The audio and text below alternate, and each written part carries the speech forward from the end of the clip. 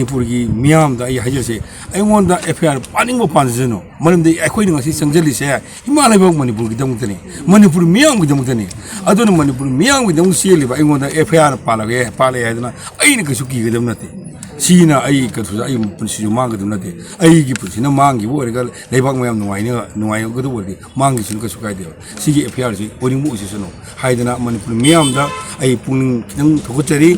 ऐंगों दा तौरे हाइदना पुंग हंदबीबो तौबिगनो मसी अखोई पामेबा no NRC no census से फंगदब यादे अखोई तुंगलम सटकी ओइबा अखोई येलोंग कंदब यादे मणिपुर सिंग कंदब यादे आइबो से मसीदा होजी फोगद स्टैंड तौमिनसी ngarang gi mathangna si Manipur police की माइकई दगी अखोई की JFD की लीडर सिंग दा अखोई मखोई उननबो फनबो मारि हाय उनबो फंगदे हायदना अखोई युम संगागा अखोई थीबा लाखा हाइतारे आई पार्टिकुलर आई युम दुसु संगागा केनो खरा हाइरम्बा अदुगु लोनना अखोई JFD की फाइनेंस पाइबिरिबा सुनील कराम की युम दुसु खुदी थीरम्बसी समना थीरम्बा नतबा कितन अमा खरा खेंजन मम याबा मोंग अमदा थीरम्बा हाइतारे अदो कांग दगा खरोम दो लोड करे खरोम ले करे अदिगे Latin the load Kharba again Hibi मोंग अदु माइ तो मोंग मसुम एक म उबा अदु तो नतना अखोई की मरुप कनो सी अखोई की सुनील कराम सी मा जी बुजी असीगी कनो द घरी द लेबने अदुगा असेंबदी मा सी असेंबा इथाई दगिनी अदु इथाई की मयुम दुसु सलगा मागी कना नो मरी मता कना लै मची कना लै मनाउन पि कना लै कना लुहुं ट्राइ लुहुं गिमु गाना कोदि टीवी मोंग सुम तोक्सलक पाइदा अदुना मधुगी पोतु नुंगाइतबदिगी अखोइना मसी अवांग थाकता है उथोथिदंग हाइनरगा सी कमाय तोबनो हाइदना अखोइसु खरा कन्ना ngangnare aduna maram oidana higher authority ki makedi fare adudi अखोइसी अखोइगी वसिगी एडिशनल DGP हाइदरे मा मिस्टर दोर्जी लहरी हाइबा माले मा के उननबा होनबनी अदो यारे हाइदना उनरुनु हाइदना कोई वरी सागरे ना कोई होम से हाइबे फरेगी अदुगी फोटो कोई साइलेंट लेबनी nganang से अदवानी कोई nganang सटखिद्रे अदुगी मतुंगदा ngasi ayuksi amuk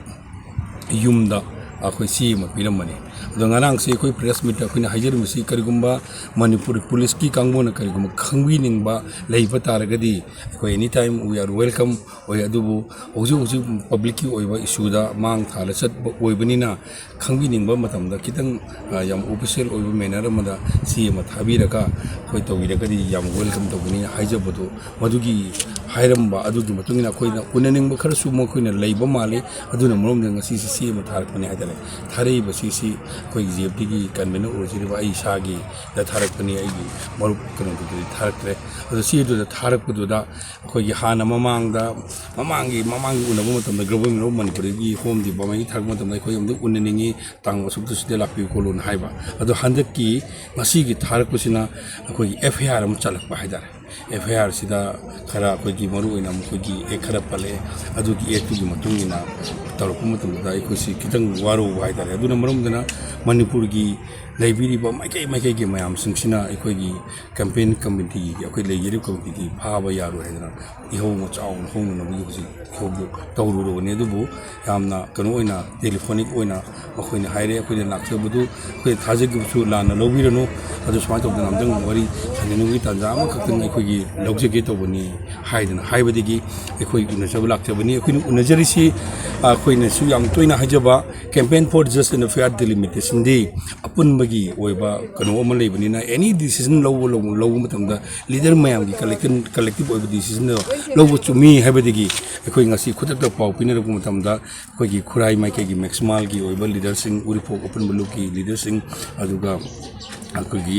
अतै कम्युनिटी सिंह यूनाइटेड मैतै पांगल की अदुगा अखोइगी बिहारी एसोसिएशन की लोइना अखोइसिदा यावनी अदु मैरा पाइबी मयाम सु यावरगा अखोइ मी तरागा निपान ना ट्राइबल माले अखोइ पुन्ना संगमिनरगा अखोइ इकाइ खमनजरबा अखोइगी इम्फाल ईस्ट की एडिशनल SP अखोइ एलंगबम अखोइगी सा करूँगा जोयराज के लोने अखोइगी केस अखोइ बेडेजिट ओने अखोइ इकाइ खमनजरब साल ओसिगा काम कुइना वारी सानै वारी सिदा हाइरिसि अखोइनो हुजि चंचलि खोंजंग सिदा अखोइगी पुलिस की माइकैदगी सु लो एंड ऑर्डर की ओइबा कनो अमा लेबनिना यारगदी अखोइगी यामना हेना कनबा नन वायलेंस ओइबा फोटो तौबिदना बगी hainabani akhoi ngasi fawda moina haripod akhoi ngasi fawda non violence ki thabuk akhoi tawdri akhoi hana mang da tokiba khanda ka it's so difference laibini ba lamai ki mai ki lusing musing ne yamna pajana control tawra kanda hauji bawdi yamna kanwa non violence mai violent ba thak violent oi poti tawdri haina khanji adubu kana gum kharana song badagi pen badagi hen tawba haibududi adu mati khangre adu yaring kai adu gum tawbu matamda akhoi ju control tawnoba khona jage haidana haibiramne aduga akhoi ne am haijasi ngasi fawda akhoi gi tawminariba protester mayam singsi akhoi तौरीबसी लेबाक की ने कोई खुनाई की ने कोई मणिपुर की ने कोई येलोमी की ने दुना सी तौनो होना बंदा येलोमी की आई फने होना बंदा येलोमी सिंग कोई की मरता खना सैना बदी थोक्ती है ने खले अदो थोक्ते नम जो होना जगह हाइदना अदो यार गदी कोई ने तो जबो मतमदा कोई किसु तो वो याव कराई तो वो याद कराई यंगा तो बिदना बा कोई शाम खना प्रेशर पिक्चर में आइदना एफआईआर जे सी हंतो एफआईआर की मतंग सी आइगोंदा सी एम आइगोंदा पीबीरो ना उकिल सिंगना आइगोंदा मान पीएफ एफआईआर जो सिम पाबियो अदो तौरी सी जो मैम सीमा बीएनएस की जो पीरे सी सीने एफआईआर तो हानम के पनदुना मन सीना कनो की बाइक की करी थंबा सिगी कनो जेबदी की सिगी एफआईआर सिदी ओनिम ओसिसनो दा आई मणिपुर की मियाम दा आई हाजसे आइगोंदा एफआईआर पानिंग बो पानजनो मरमदे अखोइ ngasi संगजलिसे हिमालय बग मणिपुर की दमुतनी मणिपुर मियाम की दमुतनी अदुन मणिपुर मियाम की दमु सिलिबा आइगोंदा एफआईआर पाले हायदना आइना कछु की गदम नते सीना आई कथुजा आई पुनसि मांगदम नते आई की पुनसिना मांगी बो ओरगा लेबाक मयाम नुवाइ गदो ओरदि मांगी सुन कछु कायदे सिगी एफआईआर सि ओनिमु ओसिसनो हायदना मणिपुर मियाम दा आई पुंग खिदंग थोगचरी ऐंगोंद तौरे हायदना पुंग हंदबीबुग तौबिगनो मसी अखोइ पामेबा नो एनआरसी नो सेंसस से फंगदब यादे अखोइ तुंगलम सटकी ओइबा अखोइ येलोंग कंदब यादे मणिपुर सिंग कंदब यादे आइबो से मसीदा होगजि फोगदे स्टैंड तौमिनसी हाइना थमजरी अखोइगी खोंजलोइ मयाम सिंगजुमक्ता वाखलोर मानदब कांगबु खर यावरे हायदाले अखोइनि ngasi संगलसे नो एनआरसी नो सेंसस हायबनेबा बाइकुक यागेरा यारोइरा नखोइगी लेंगाक पोसिंगना नमदन तौगदबनी हाइबसिदा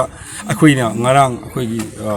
ऑनरेबल चीफ मिनिस्टर खर उनरबु खर यावरबु माले अदु ngasi खबर थोलबो दमदा तलाइबा अखोइ सेप्टेम्बर की तांग अनि देगी अखोइगी असेंबली फांगनी है अदु वारेब लोगनी है अखोइनि पामदि असेंबली दो वारेब लोगु नते